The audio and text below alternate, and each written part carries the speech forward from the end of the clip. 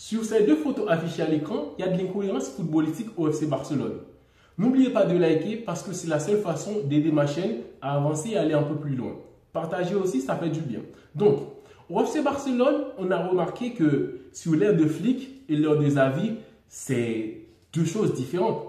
Mais quand même, quand Xavi était là, les statistiques en Liga, c'était quand même beaucoup mieux. Je parle d'incohérence footballistique parce que sur l'ère Xavi en tant que coach, ils ont quand même gagné la Liga. Mais pour certains, il n'y avait pas la manière. Parce que le jeu du FC Barcelone, ce n'est pas de seulement gagner, mais aussi de plaire aux spectateurs. Parce que le Barça a un style de jeu qu'il impose sur le terrain, c'est important. Donc, sur les stats, ça dit le contraire. Parce que quand Xavi était coach, le Barça avait des stats beaucoup mieux en Liga qu'aujourd'hui sur l'ère de Flick. Pourtant, la majorité des fans du FC Barcelone préfèrent Flick en tant que coach. Ils voient en lui l'homme qui va ramener le Barça à la grandeur. Malheureusement, en Liga, les stats, ça en dit long. Donc, on se demande, mais comment le Barça a gagné qu'un seul match en 8 rencontres en Liga? C'est plus de 4 défaites, 3 matchs nuls, une seule victoire en 8 journées en Liga. Alors que le Barça, aujourd'hui, pour ceux qui aiment le foot et qui regardent l'équipe, voient que cette équipe-là, c'est la meilleure équipe peut-être de la saison. Après Liverpool et tout ça, qui a des belles stades et tout ça. Mais quand même, le Barça, c'est l'une des équipes en Europe qui propose un jeu beaucoup plus plaisant et qui est vraiment admirable. Donc, cette équipe-là, qui était en déplacement à Getafe, ce n'est pas une équipe très facile pour le Barça quand il joue à domicile. Mais quand même, dans le match, le Barça, dans les 20 premières minutes, avant même le but qu'ils ont encaissé, le Barça avait une supériorité vraiment gigantesque. Dans le jeu, le Barça dominait et au score aussi. Mais comment expliquer, après avoir encaissé un but de Getafe, le Barça a coulé?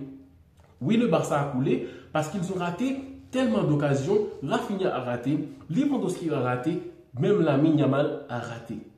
Donc, le Barça, avec tous ces joueurs-là qui sont au top, selon moi, parce que Pedri, il est au top. Gavi, après son retour, il s'adapte et déjà, il a le rythme. Dani Olmo, il est toujours bon, le gars. Mais comment expliquer l'échec en Liga? Après avoir humilié le Real, remporté la Supercoupe et aussi se qualifier en quart de finale, en huitième de finale de la Coupe du Roi face à Betis Séville, ils ont encore écrasé Betis 5-1. Mais en Liga, ils sont mis en échec par Getafe. Getafe en Liga. Donc, qu'est-ce qui arrive aux Barcelonais quand ils affrontent un petit en Liga? C'est compliqué. Ce sont des Robin des Bois. Robin des Bois qui commencent à voler des points aux grands pour donner un cadeau aux plus petits. C'est pas logique. Parce que Flick, on a l'impression qu'il est venu pour tout écraser et tout gagner. Mais comment ça se fait que l'équipe ne gagne pas en Liga? Comment ça se fait? Donc, est-ce que ça ne demande pas la faiblesse aussi de la Liga? Parce que la Liga est très faible selon moi. Parce que le Real n'aurait pas dû être premier. Le Real a gâché l'entame de la saison en Liga. Mais quand même, le Real est premier. L'Atlético, qui était l'espoir quand même de garder la première place, ils sont tombés contre les Leganés. Les Leganés qui aussi gagné contre le Barça, contre l'Atlético de Madrid. Même si contre le Real, c'était l'échec total pour eux, ils ont perdu 3 buts à 1, je crois. Mais quand même, c'est une équipe qui a mis en échec le FC Barcelone et l'Atlético de Madrid. Ça prouve aussi la faiblesse de la Liga. Parce que le Real n'est pas une équipe qui est vraiment bon.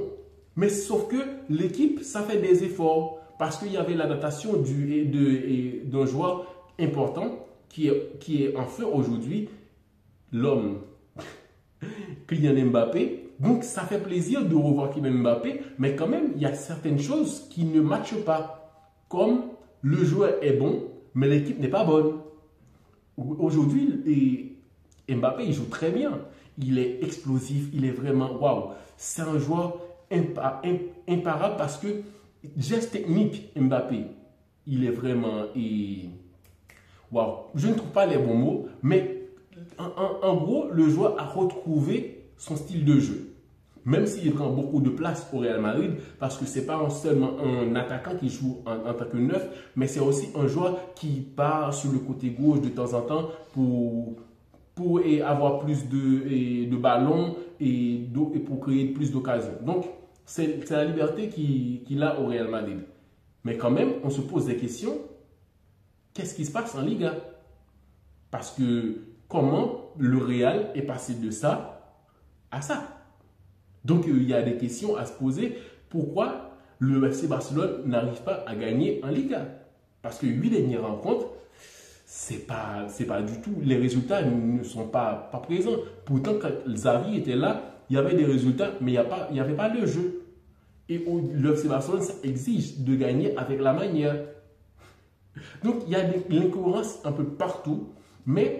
Sauf qu'aujourd'hui, le Real est leader. Mérité dans un sens parce que l'Atlético n'est pas constant, Barça non plus, je parle en Liga. Le Real qui montre un beau visage en Liga, mais qui fait toujours peur en Europe.